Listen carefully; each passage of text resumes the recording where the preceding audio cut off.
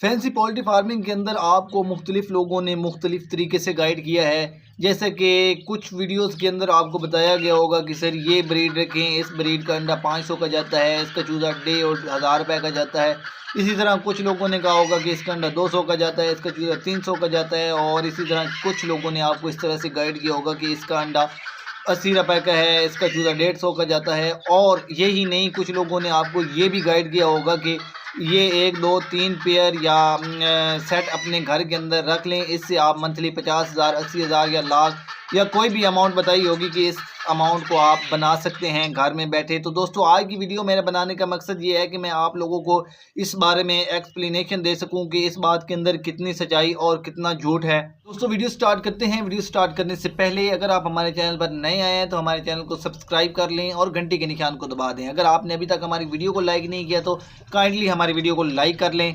दोस्तों, सबसे पहले मैं आपको चंद फैंसी ब्रीड्स के नाम बता देता हूं, जैसा कि बैंटम है, सिल्की है, आम सिमानी है, सुसिक है और इसी तरह और बहुत सारी ऐसी ब्रीड्स हैं जिनका काम पाकिस्तान के अंदर किया जा रहा है। कुछ लोग इसका काम कर चुके हैं और आने वाले वक्त के अंदर कुछ लोग इसका काम करेंगे। तो सबसे पहले मैं आपको अपनी बात बता देता हूं कि मैंने फैंसी का काम किया है और मुझे इससे क्या कुछ हासिल हुआ है। तो दोस्तों, मैंने जब पोल्ट्री फार्मिंग का काम स्टार्ट किया था तो मैंने फैंसी से काम स्टार्ट किया था। आगे चलकर मैं आपको यह भी बताऊंगा कि मैंने कौन सी ब्रीड से काम शुरू किया था और मैंने इससे कितना प्रॉफिट गेन किया। दोस्तों, जैसा कि मैंने आपको शुरू के अंदर बताया है कि फैंसी का अंडा 100 का, 50 का या 500 रुपये का क्या इतना महंगा अंडा सेल होता है। तो दोस्तों, इस बात के अंदर हकीकत है कि इतना अंडा महंगा सेल हो जाता है।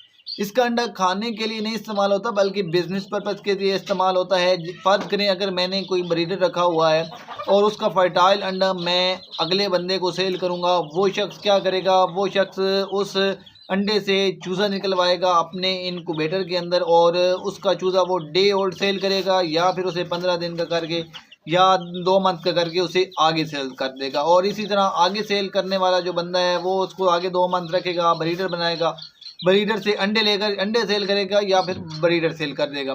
इसके अंदर क्या है, मैंने अंडा सेल किया है फ़र्ज़ करें 100 का, तो मुझे भी इसके अंदर प्रॉफिट है। अगला बंदा जो अंडे से चूज़ा निकलवा रहा है, अगर उसने मुझसे 100 रुपये का अंडा लिया हुआ है तो जब वो उसके अंदर से चूज़ा निकलेगा तो वो यकीनन 200 रुपये का जाएगा।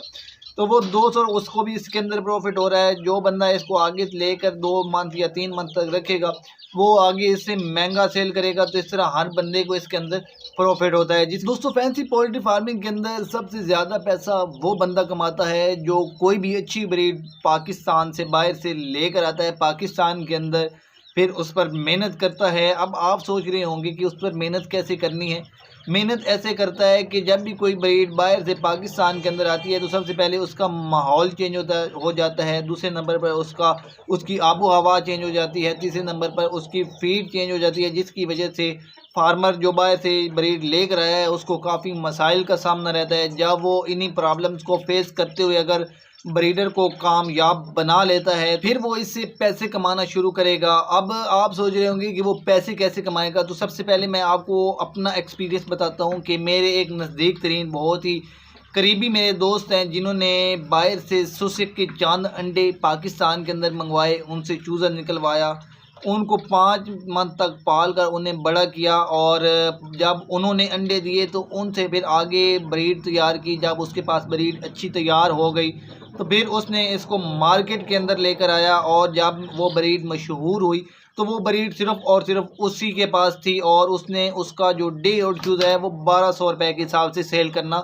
शुरू किया और उसका जो अंडा है वो फर्टाइल अंडा वो उसने 450 रुपये उसका रेट रख दिया। अब लोगों को पता चल चुका था कि आने वाला वक्त इस ब्रीड का है और इससे पैसा कमाया जा सकता है। तो उन्होंने कुछ ने ब्रीडर ख़रीदने की कोशिश की लेकिन उसने ब्रीडर सेल नहीं किए। उसने डे ओल्ड चूज़ा बेचना शुरू किया शुरू के अंदर।